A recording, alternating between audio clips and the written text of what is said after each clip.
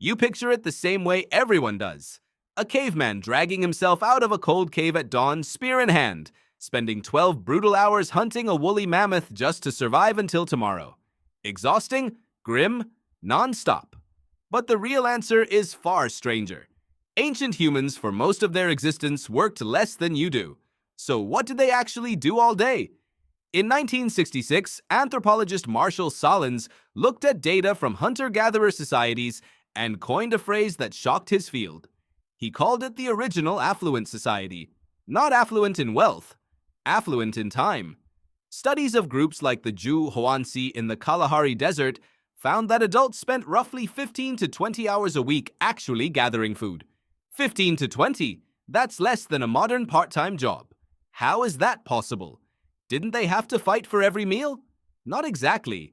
Anthropologist Richard Borshay-Lee spent years living with and studying the Jew/Hoansi in the 1960s, tracking exactly how their days were spent. He found that most calories came not from dramatic hunts, but from gathering, roots, nuts, berries, reliable, low-risk food that didn't require 12-hour chases. Hunting large animals happened, but it was occasional, often communal, and just one part of a much wider rhythm. So if they weren't hunting or gathering, what filled the rest of the day? Rest. A lot of rest. Lee's research showed adults spent significant time napping, resting, and simply sitting together doing nothing in particular. Not because they were lazy, because there was nothing urgent left to do. Once the food for the day was secured, the pressure lifted completely. No stockpiling, no overtime, no inbox refreshing at 9 p.m. Then there was talk. Endless talk.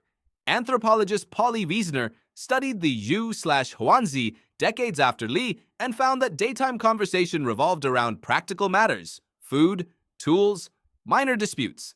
But nighttime conversation, around the fire, shifted entirely. Stories, myths, gossip about people far away. Wiessner's research found this firelight talk built something modern life quietly starves. Shared imagination and social bonds stretching beyond the people in the room. That doesn't sound like survival mode. That sounds like something closer to a village hangout. It gets stranger still. Because this pattern, all this rest and social time, wasn't limited to one desert group. Similar patterns showed up in hunter-gatherer societies studied across Africa, Australia, and the Americas. Different climates, different diets, similar rhythm, work in bursts, rest in between, gather close at night.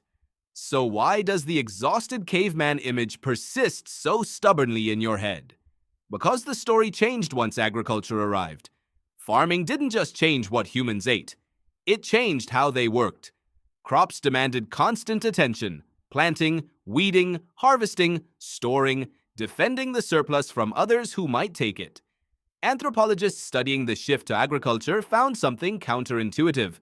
Skeletal remains from early farming societies often show more signs of malnutrition and harder physical strain than remains from earlier hunter-gatherer populations.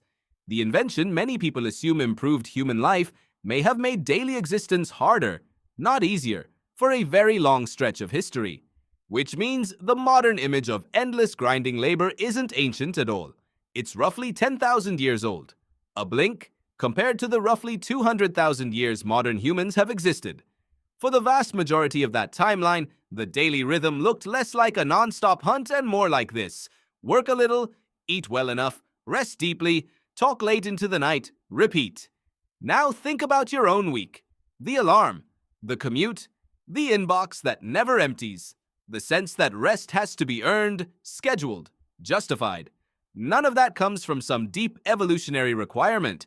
It comes from a much younger invention, one your ancestors would not have recognized as an improvement. Somewhere in your body is still the rhythm of the original affluent society. Work enough, then stop. Sit with people. Talk until the fire burns low. You didn't inherit exhaustion from your ancestors. You inherited rest, and somewhere along the way, you were talked out of it.